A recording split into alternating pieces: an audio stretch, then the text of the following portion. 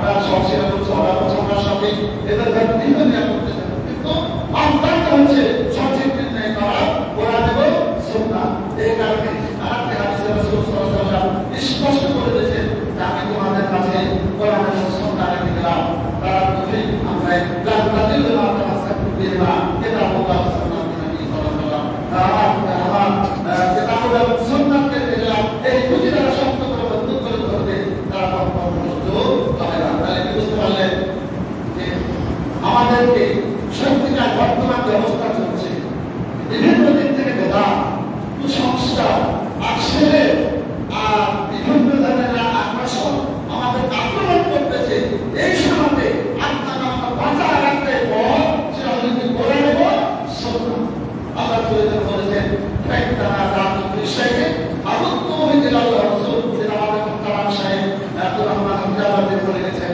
আমাদের যে কোনো এক অপরাধ হলে আপনাদের কোরআন এবং সুন্নাহ আমাদের সঙ্গে রাখবেন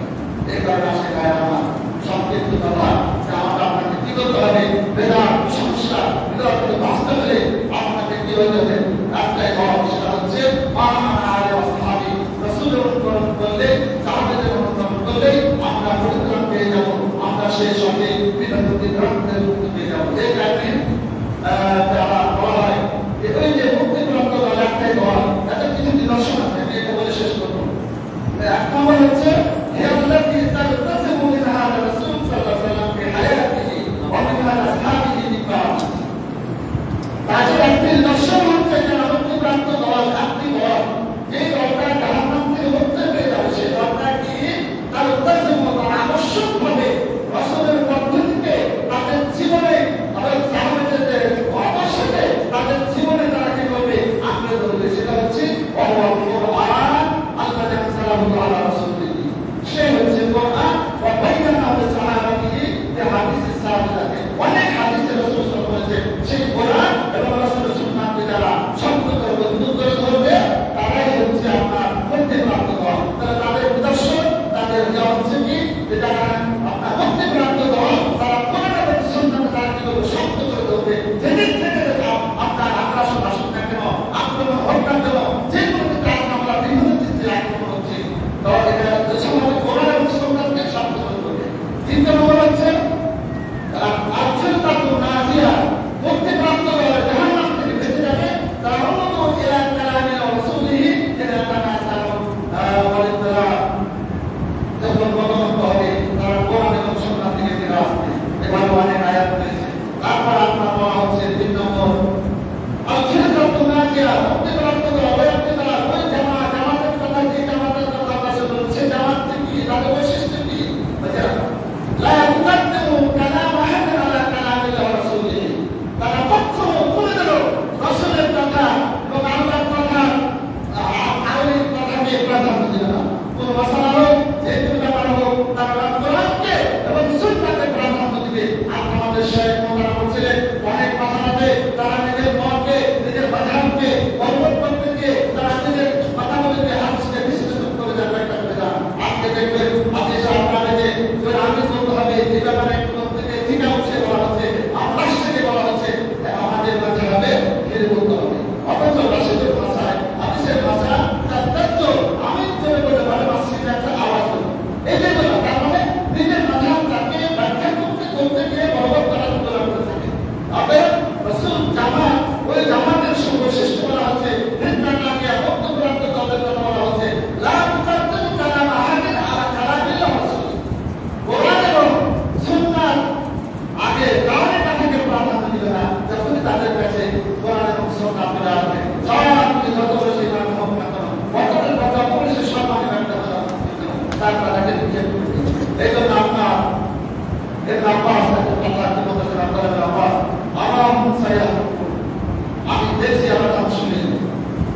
আপন কারণ নবী সাল্লাল্লাহু আলাইহি ওয়াসাল্লাম আমি বলতেছি কারণ নবী সাল্লাল্লাহু আলাইহি ওয়াসাল্লাম আল্লাহ রাসূলের কথা বলছে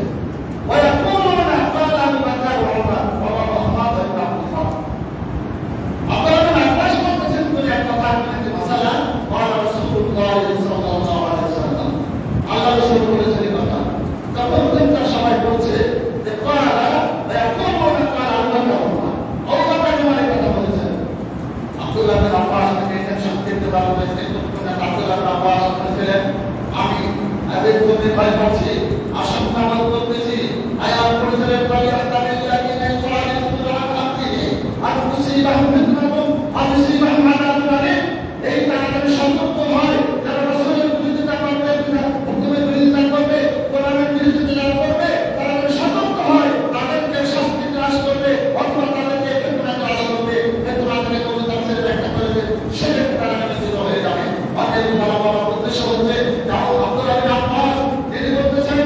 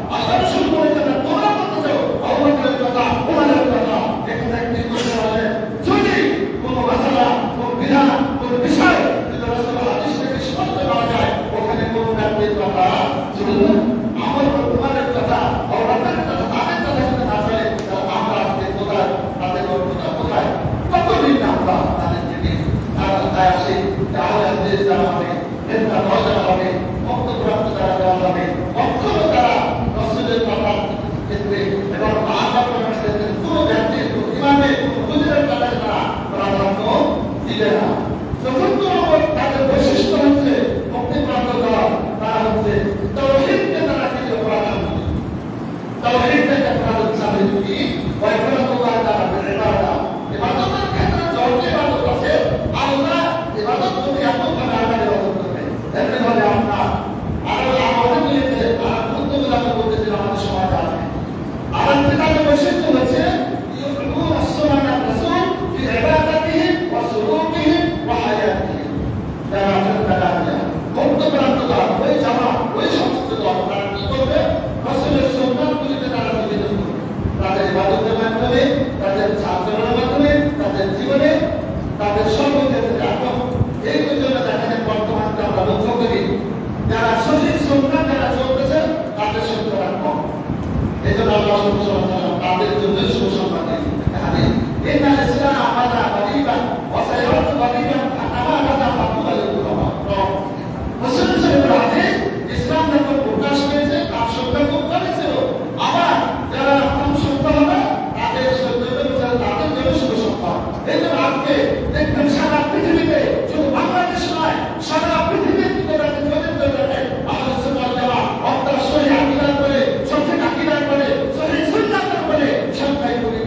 বেদাতের সংখ্যা, শিরকের সংখ্যা, যারা বেদাত নিয়ে ব্যস্ত, শিরক নিয়ে ব্যস্ত, তাদের সংখ্যাই হলো বেশি। এই জন্য আল্লাহ বলেছেন যে যারা কোরআন বলা যায় ওয়ালিউল ইবাদাত শাকুর, যারা ভালো মানুষ হয় তাদের সংখ্যা হয় কম। আল্লাহ তাআলা বলেছেন ওয়াইকুতুল আকতার মানবিলাহ ইযিল সাবিলিল্লাহ। রাসূল সাল্লাল্লাহু আলাইহি ওয়াসাল্লাম আল্লাহ বলেছেন যদি তুমি আধিক্যতা থেকে তাদের যদি অনুকরণ করো তোমাকে পদচ্যুত করে দেবে, পদভ্রষ্ট করে দেবে। আজ আমাদের সমাজে একটু মানুষ আছে পাবলিক আছে এই যে আমাদের দেখালে বাংলাদেশের বেশিরভাগ মানুষ করবে তখন বলতে পারে তো যে যদি বেদাতি হতো এরা কি হুজুর হয়, এরা কি জানে না, এই কথাগুলো বলি আমরা। কিন্তু স্পষ্ট হাতে কি বলা হচ্ছে যে ভালো শিক্ষা কম হয়। রাসূল সাল্লাল্লাহু আলাইহি ওয়াসাল্লাম আল্লাহ বলেছেন তুমি যদি আধিক্যতা থেকে তাদের যদি অনুকরণ করো তাহলে তুমি পদভ্রষ্ট করে দেবে তোমাকে। অতএব আসে সংক্ষিপ্ত কথা যে বর্তমানে বলে অবস্থা নয় এই ধরনের যত বেদাত আছে সংস্কার আছে সমাজে যত শিরক আছে এগুলি যত আপনারা আমরা যারা দেখবো সুন্নাহ এবং হাদিসের যদি পরিপন্থী হয়, কোরআন এবং হাদিসের সাথে সাংঘর্ষিক হয়, ওগুলো আমরা ত্যাগ করে শুধু আমরা সুন্নাতের উপর আমল করবো, সুন্নাতকে আঁকড়ে ধরবো, মজবুত করে ধরবো। এই জন্য পবিত্র ভবিষ্যৎ বলেছেন আপনার দুইয়ের কাজ সালাত ঢুকেছেন মসজিদে তাহিয়াতুল মসজিদ দুইয়ের কাজ সালাত আদায় করেছেন সুন্নাত অনুযায়ী। আপনার যে সমস্ত বেদাতীরা যারা উৎসাহ রাখে 100 রাকাত সালাত আদায় করতে ওই 100 রাকাত সালাত আদায় করতে আপনার দুই রাকাত সালাতের বর্তমান রাখতে হবে। এই জন্য পবিত্র ভবিষ্যৎ বলেছেন সহিহ সুন্নাত অনুযায়ী আমার একটি আমল দুই রাকাত সালাতের কবুল হয়ে যায়, আমার জীবনটা একদম। অতএব আমরা আসি সংক্ষিপ্ত সময় যেটা বলবো আমরা সহিহ সুন্নাতের আমরা চেষ্টা করবো এবং বিশেষ করে এই যে তাহলে সুপারিশ জন্য নারাজে যে সমস্ত দালালের কাজ করছে এদের কোনো ভাবনা রাজনীতি দল নয়, এটা আপনার দালালতে যাওয়ার দল নয়। এটি হচ্ছে সঠিক আকিদাকে মানুষের কাছে পৌঁছে দেওয়া, দেশ থেকে মানুষের কাছ থেকে ছেলেকে উদ্ধার করা, বেদাতকে উঠিয়ে দেওয়া। এই জন্য আমি আজকে বিশেষ করে তারা আমরা সেখানে দাওয়াত দিব যে আপনারা আসেন, আমরা সচেতন সচেতন ফিরে আসি, তারা আমাদের সন্তানদের, আমাদের ছেলেদের, আমাদের পরিবারকে সকলকে আমরা সঠিক দাওয়াতের দিকে দাওয়াত দিব। তাহলে আমরা আপনাদের যাব এরা প্রত্যেকের কাজ আমাদের কাজ, আল্লাহ প্রত্যেকের কাজ আমাদের কাজ হচ্ছে সঠিক কথাটা জানার পরে আপনার কাছে পৌঁছে দেওয়া। এরা বলার আমি সংক্ষিপ্ত সময়ের মধ্যে যে কথাগুলি বললাম আজকে আমার নিজের জীবনে বাস্তবায়ন করতে পারি এবং যারা আপনি শুনেছে সঠিক সঠিককে সুন্নাতকে আঁকড়ে ধরা সকলকে তোমার মানসিকতা তৈরি করে দেন এবং সবাই যেন আমরা সঠিকের করে থেকে আমরা সঠিক জীবন যাপন করতে পারি। আমাদের সেই জন্য থাকতে হবে। আমি আবার পরিশেষে সকলের জন্য মসজিদের কমিটির জন্য এবং যারা এই গ্রামের জন্য এলাকার জন্য দোয়া করছি এবং শুধুমাত্র